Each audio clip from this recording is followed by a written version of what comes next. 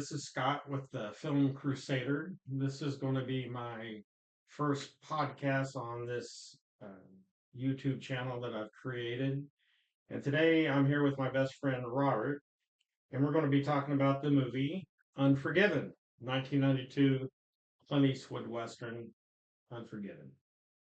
So first, we're going to give a little background. Robert and I have been friends since kindergarten. So what, 40 or 40, 47, 8, 47, 48 years, long maybe? time. Yeah, a long time. Yeah. We grew up together over in Kansas City, Kansas. Went to Oak Grove Elementary and met in kindergarten there, and kind of been friends, best friends ever since.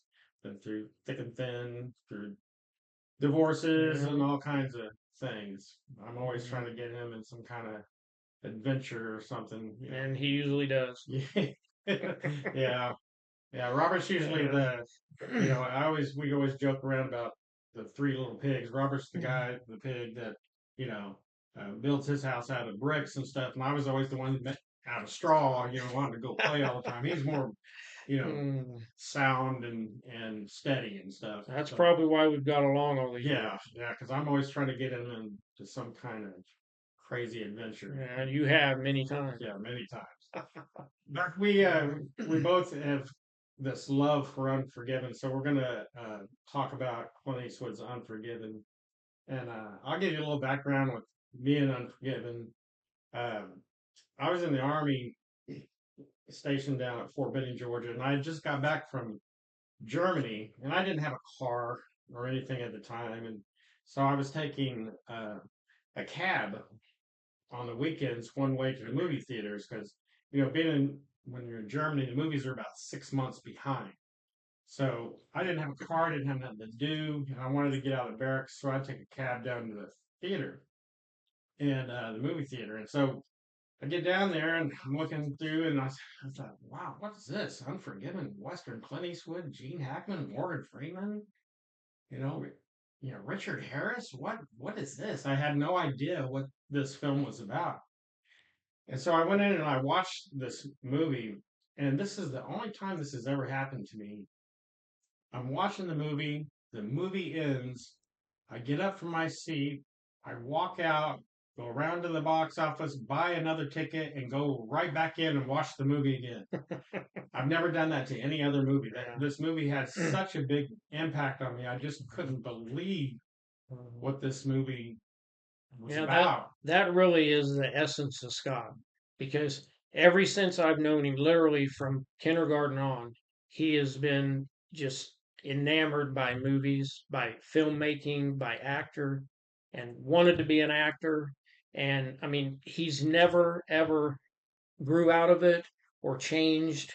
That's just who he really is. And that turning around and going right back in there, I absolutely believe that because that's what he would do when he really a movie really touched him like that. And I mean, to have this cast is just fantastic. I mean, you just couldn't have a better cast for this movie. Have all those guys together, and it had a real big impact on us. When's the first time memory that you have of seeing this? I never seen it at the theater. Oh, okay. I saw it later on, probably a couple years after it came out. Actually, I seen it on. Actually rented it Oh, from Blockbuster. the old Ab- blockbuster. Absolutely did rented it, and I mean, I just was blown away. Now, I'm not really a movie guy like Scott is. I'm a car guy. I tinker with cars, hot rods. I'm in the garage. I don't watch a lot of movies, Yeah. but when I saw this movie, it had an effect on me. It truly did. And for me to say that is a big deal because I'm not really a big movie guy. Well, and this is a big But deal also of getting you to come in and do something like this yeah, podcast, yeah. and to talk about a movie hmm because you haven't watched a lot of No, movies like I'm I. not a movie encyclopedia. I'm not seen a lot of movies in my life. Now, Scott, he's seen a lot of movies. I mean, him and his dad and his family, they love movies. They Yeah. from their very when they were born, they were watching movies. But Right. me, my family, I don't ever remember going to the movies with my dad ever. We Really? never went to a movie Never went theater, never ever. once. No, now I did a couple times with my mother, but I never went to movies with my dad. We just weren't a big movie Well, family. you We went were to a car movie. yeah, We went to car you went to shows car shows and and things. worked on a hot rod and to the drag strip and things Right. like that. So for a movie to have an effect on me truly is a big deal Right. for me because it's just not something that I have a big passion for. Right. Well, and for me, Clint Eastwood, uh, I've always been a fan of Clint Eastwood. All my movie interests and stuff always came from my dad. He's the one that actually got me interested in movies, told me stories about movies, about actors and actresses. And Clint Eastwood was a big hero of my dad. Just he was up there with John Wayne. John Wayne and Clint Eastwood were like my dad's favorites, and Steve Yeah. McQueen. Steve McQueen Mm, too. But my sure. dad loved Hmm. all the older Hmm. actors, Jimmy Stewart, all them. But Clint Eastwood and John Yeah. Wayne were top of I the mean, list. your dad was a huge influence on you. Oh, There's no big doubt time, big that he time. was. I mean, Yeah, I would go over to your house all the time, and your dad's on the couch watching a movie. right, That's just what he did. I right. mean, and he was talk about it. And And so, any time, even after I got older, I had a question about a movie and stuff. Instead of Googling or something, I'd call my dad and I'd say, yeah. "Hey, Dad, what Hmm. about this, this, or this?" You know, and he would usually know the answer. Sure. You know, now when he Hmm. got older and stuff, it was a little Hmm. harder for him on stuff. Hmm. Uh, but as far as movies, Well, then he would call you, that and he yeah, would yeah, he ask would you call about me, things. and Yeah. that was always Yeah. my Hmm. dad and myself's connection to each other. Sure. Really was Yeah. movies. Big And connection. we'd go to Sure. movies, we'd talk about Hmm. 'em. Anytime I Yeah. had a question, and like I said, he grew up watching Clint Eastwood from when he was on the TV show Rawhide Hmm. and Wow. Roddy Yeah. Yates, you know, and then of course the spaghetti westerns and Hang 'Em High, and then Hmm. the Dirty Harry movies and stuff. So he just followed Hmm. Clint Eastwood. Like anytime a Clint Eastwood movie would come out or something, my dad was there. Yeah. Now I will Hmm. say, for Unforgiven, my dad hated this movie, Yeah. which I just couldn't believe it because this I think this is one of Clint's greats, you know, but Yeah. he loved like the outlaw Josie Wells and stuff like that. And the one thing why my dad hated this movie was that the and we're gonna have spoiler alerts in here, so if you haven't seen the movie, you Yeah. may not want to listen to this whole thing, but uh the main thing that my dad had a problem with Unforgiven is at the beginning of the movie, Clint Eastwood is a pig farmer and he's slopping hogs and he falls down in the pig pen in the pig slop. And my dad could not get past that. Mhm. He could not Well, pass and it. that And doesn't surprise me because he had a persona of Clint right, already developed, right. and that went completely against him. Clint Eastwood was Joe Cool. Mhm. He wanted him up there and he wanted, you know, to see Clint, you know, in the cool clothes and Mhm. looking cool Sure. and every time I would mention Clint Eastwood later on, he'd say, "Oh, Clint's become a goddamn pig farmer," you know. And I said, "Dad, that wasn't the point." He said, "Oh, I understand the point of the movie and I don't think and, he did. I and don't think he got past that scene in the beginning. he could not get past he could No, not because get he always went back and talked about that part. yeah he could not get Yeah. past seeing Clint Eastwood Mhm. falling in the pig slop. Well, And then he said he can't shoot at the beginning and you know he's just all jacked mhm. up.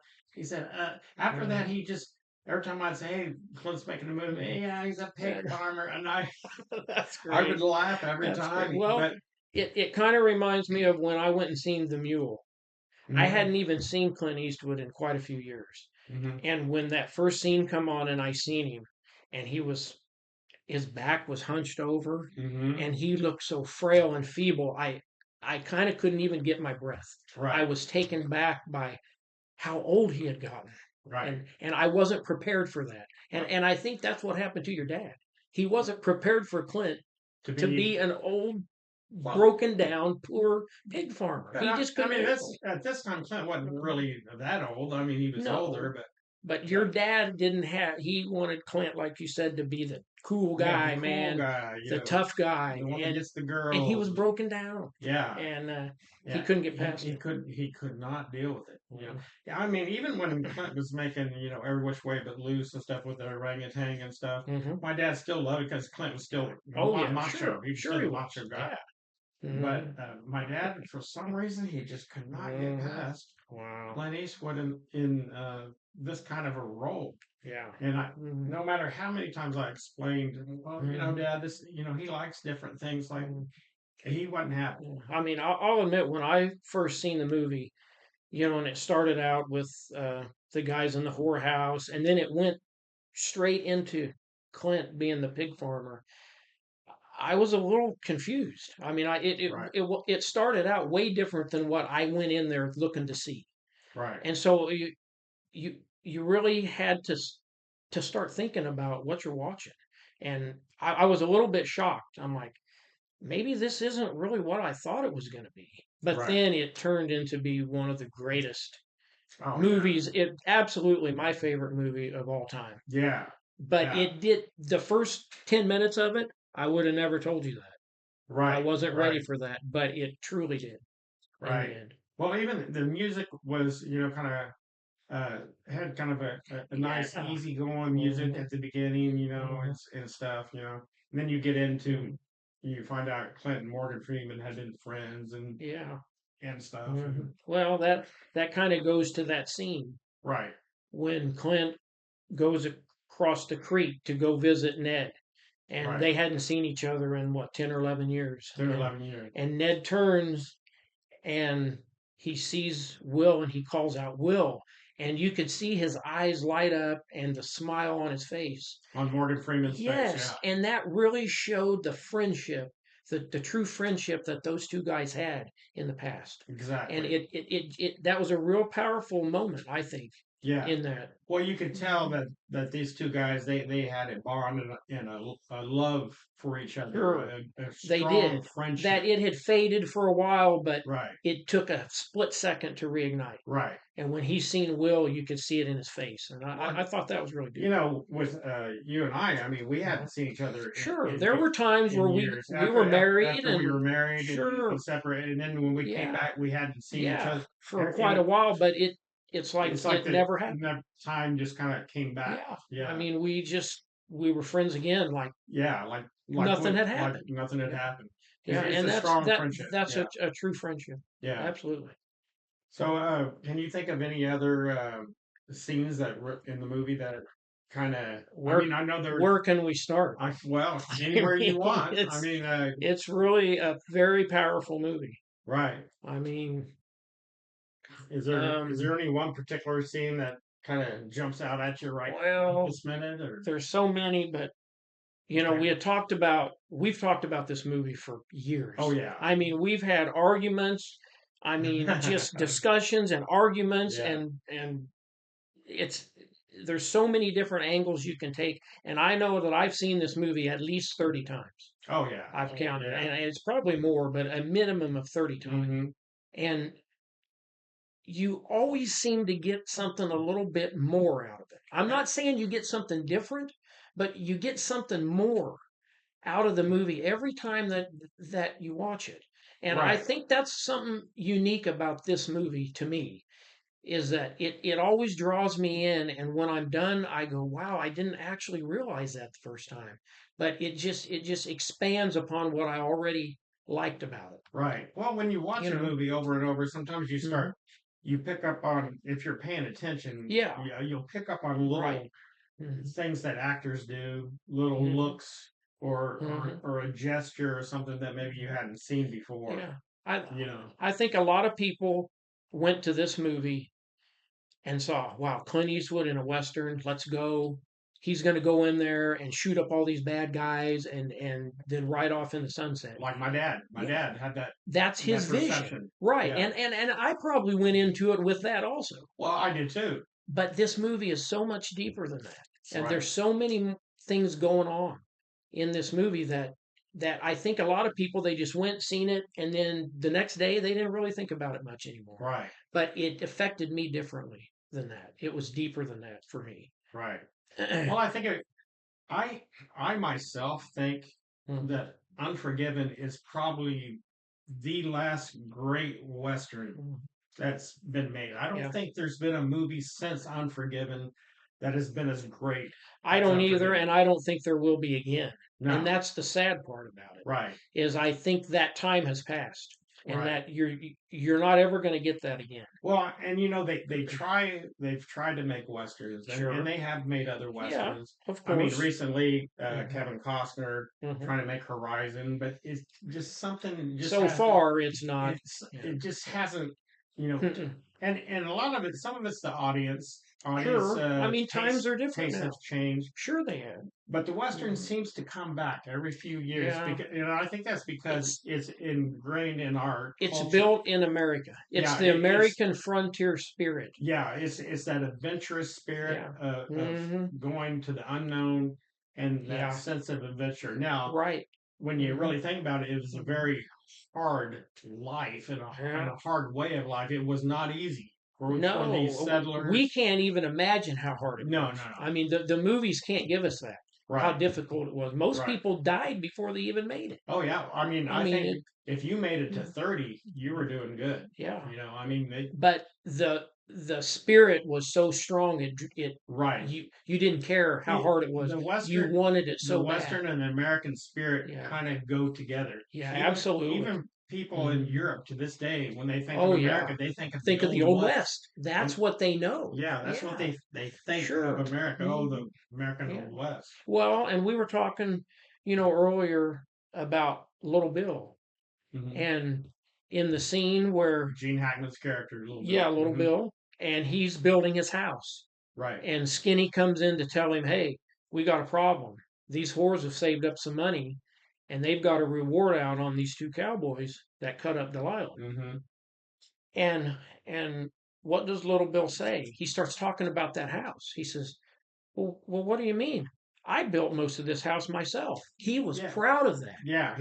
He was trying to And build. Skinny didn't get it really, but Right, right. He's like, you're. mhm, This is all crooked. yeah, this looks like crap, really. But little Bill's like, Oh, hey, this is his castle. yes, I mean, I built this. This this is is important to me. his sanctuary. This Mhm. is where he got Sure. his peace of mind. And and Was that house? and if you know what he said to Skinny, he says, here's my porch. What do you think of it? Yeah, He said, I'm going to sit here and smoke my the pipe, pipe and drink my drink my coffee coffee, and watch the and watch sunset. the sunset. And That's what he that's his wanted. dream. That's the little As Bill's dream. simple as that was, that's his dream. Right. And being a town marshal and stuff, that Yeah. is secondary. Sure. That just helps him That just helps him fulfill, fund his yeah, dream. fund his dream. It's not about that. It's his dream is to sit on that porch Right. and have some peace and quiet and watch that sunset while he drinks And his now coffee. here these horrors Yeah. have Hmm. kind of interrupted his Yeah. dream Hmm. because now he's got to Now we're causing deal trouble. with all these gunfighters coming to town because they Yeah. want to hire,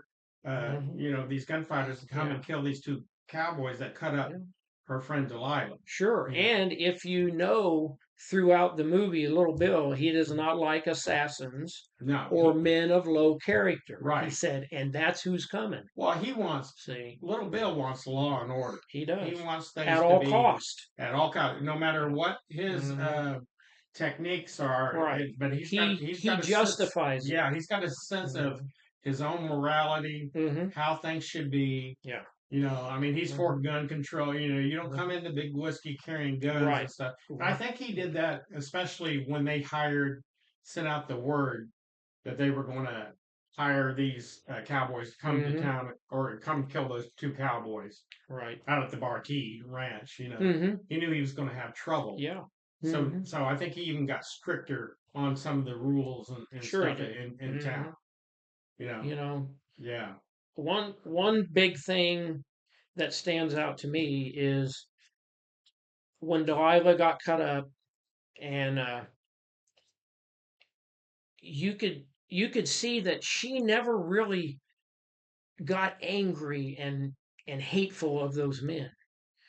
Where right. Strawberry Alice just immediately just became just bitter and angry and Oh hateful, yeah, and a darkness came over her, oh yeah, even though she wasn't the victim. yeah. She wasn't the victim, No. but she wanted some kind of justice Yeah. for what these cowboys have done. Now the others, they were like, he's a They drunk. were on the fence, Yeah, but well, that didn't happen to them, and right. they're like they're drunken But cowboys, she kind of reeled them into this scenario. and it makes you kind of wonder if Alice in the past, some, Something had I mean, been well, done to her, or something inside of her. right. Well, I mean, she was a whore in the 1800s. I mean, she Yeah, probably that's had a rough life. been through a lot of stuff, Hmm. but this was kind of the tipping point for her. It sent Yeah, her over the edge, yeah, and maybe so because Delilah was kind of a new, innocent right. type of Hmm.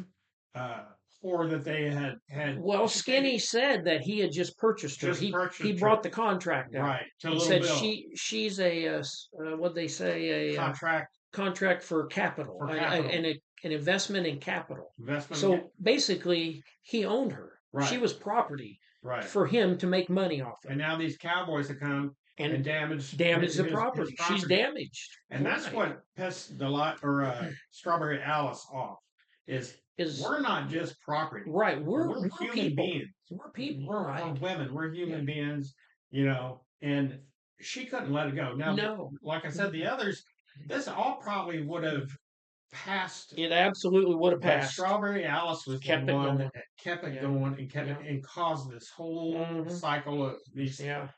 events to Yeah. happen. Because when she sat down with the other whores and they got their money and started listing out how much money they had, they didn't have the $1,000 yet.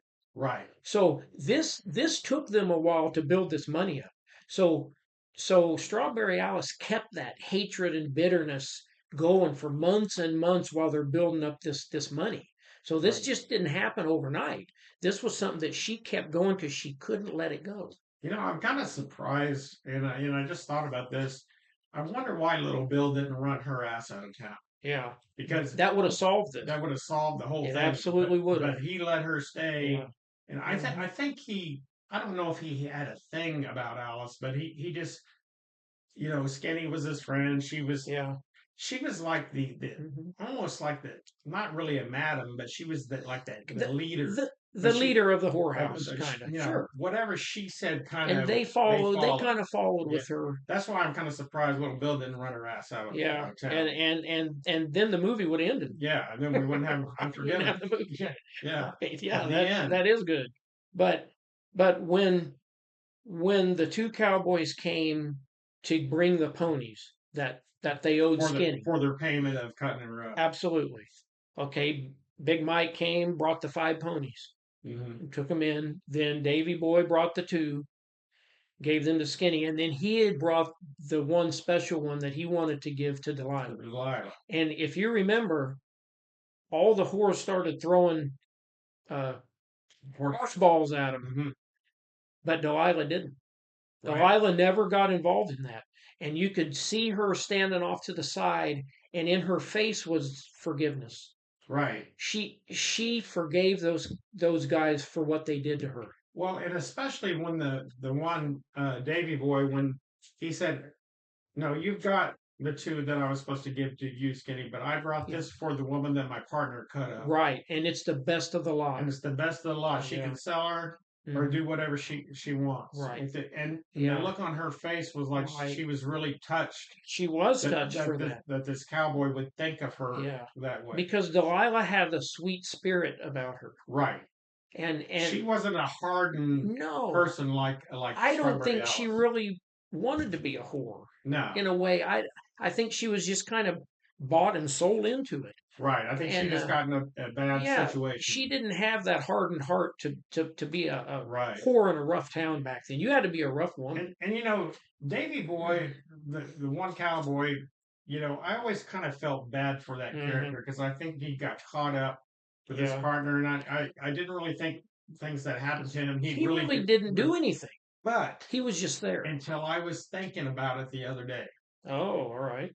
Davy Boy did hold down Delilah While he did some cutting. while his partner cut her face up. Yeah, that is And a good point. he did try to Yeah. find him a little bit, but he did hold Yeah. her. And he didn't try to stop him. Well, he did it at one point, and Big Mike threw him to the side, but Mhm. he could have done more. Yeah. He could have done Yeah, more. and He and, could have. and so on that point, you kind of. But when he came to give those ponies, I truly believe he was sorry. Oh, I think he was I sorry. didn't get that from Big Mike. Big Mike No, never showed emotion. He just paid the big money so he could keep his own Big skin. Mike was an asshole from Yeah, the day one. He didn't care if he got the no. whore or not. But Davy Boy was truly Right. sorry Well, Davy Boy was even sorry when Gene came in, and had him or tied up. little Bill, and he Hmm. was saying like, "No, sir," and Big Yeah, Mike didn't say anything, but no. Gene kicked him. I Hmm. mean, well, Right. you know, Yeah, and Big Big, Mike was just a prick. I yeah, mean, there's yeah. no There's doubt no about doubt Big Mike it. Yeah. Hmm. got what he Yeah. deserved. Yeah. But so so yeah, those scenes were really good. And then when you had another favorite, one of the favorite scenes that in the movie is Little Bill's interaction with English Bob. Hmm. Oh yeah. Oh Yeah. man, I mean, and I mean Gene Hackman. I guess we should talk a little bit about Gene. yeah. Gene Hackman didn't want to do this movie. Clint had to talk him into it because Gene was kind Right. of done doing violent movies until Hmm. Clint said, "Well, this is really uh, a statement about anti-violence. It's Hmm. not really, promoting violence. It's kind of a statement of what violence does Does and does how it destroys how and it all. destroys people." Sure. So Hmm. he talked Gene Hackman into doing it, and he ends up Yeah. winning that Academy Yeah. Award for it. And no one could have done it any better. No, Absolutely not. I this, Hmm. Gene won his first Oscar for The French Connection, and but you could see exactly why he won for Oh, Best Supporting I Actor. mean, I mean, just because fantastic. Little Bill has so many dimensions to him. I Yeah. mean, he He's very complicated. goes from this calm, nice guy, that's kind of building the house, to Hmm. when he gets pissed off. I mean, he Yeah. goes psychotic. Yeah. I He's a mean, little demented yeah, in his methods, yeah. He's and he gets joy out of that. Yeah, Is he's a the little thing. sadistic. Yeah, he Yeah, gets joy out of messing with people. yeah. I mean, it's like And there's an arrogance to it also. right, A little right. bit of an A little bit arrogance. of an arrogance. Yeah. Yeah, Hmm. when he's provoked. Sure. When he's provoked. Absolutely. There's a Yeah, little arrogance to it. and English Bob comes to town because he's gonna, and Little Bill and English Bob had a history. They knew each Prior. prior. Yeah. They knew each other back when they were younger in their Yeah. gunfighting days. Because Hmm. Little Bill had been a tough guy Yeah. on the in Hayes And and they had had Indianapolis, run-ins and before, he's had run-ins before with so they each knew each other's character. right, very much so. Yeah. Hmm. And so when Little Bill catches English Bob in his town, a big whiskey, and he's got a firearm on him, Yeah. he's like, hey, He knows who English Bob yeah, is and how he proficient he that is. the very first interaction with him when he goes, "Hello, Bob," and Hmm. you just know I mean, it's just so classic. just from Uh, the very beginning, and English Bob's reaction was like, "Oh shit." yeah, no one could ever say hello, Bob, Yeah, I mean, like Gene. yeah, he just, They oh, just couldn't. Yeah, yeah, and you you just, did that pretty good. you know, and he said, "Boys, this here is English Bob," English Bob. and they kind of go in this little Wow. banner back and forth. Mm-hmm. And one thing about English Bob, he's always talking Hmm. about the Queen on President Oh on yeah, Independence Day, yeah. He's from and England, and he and let you know it. then Gene just starts beating the shit Yeah, out of English Bob. yeah. Little Bill, I should say. I said Gene, but Right. he he just he beats this guy to a Yeah. pulp. I mean, Hmm. brutal, Beating bad. Yeah. brutally Hmm. bad. And he's not only beating English Bob, but he's talking to the town Yeah. as he's beating English Bob. Hmm. And he's saying, I'm not just talking about. He said, I'm talking to all those goons down to Kansas, Yeah. and I'm talking to all those goons down to Missouri, and all those goons down to Cheyenne. Yeah. I And mean, he it's said, I'm telling you, as he's beating yeah, Bob, yeah, there ain't no horse gold here. yeah. And if there was, you better not come to collect Right. because this is what's going to happen. Right. It's a powerful Yeah, statement, but it comes from his experiences prior yeah, that working in he doesn't like those kind of people. no. He doesn't want them in his town. And the thing about Gene Hackman, when he's beating English Bob, when he's Mhm. kicking the hell out of Ed Harris, or not Ed Harris, Richard Harris. Richard Harris, Yeah. when he's beating the hell out of him. There's at one point, I mean, he's beating him, and he's screaming and yelling.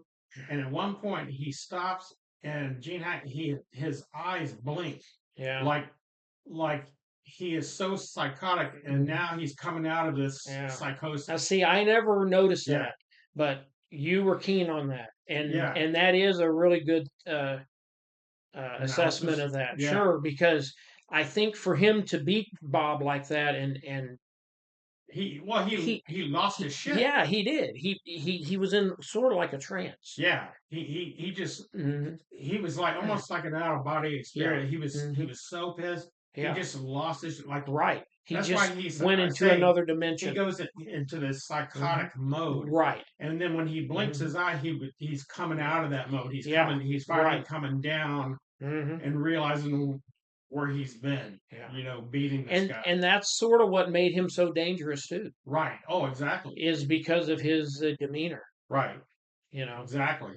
But going back to his arrogance part, when well, my favorite scene is when they're in the jail, and Right. I struggled with this because there's so many good scenes, but I finally picked this one because there's so many different aspects to it.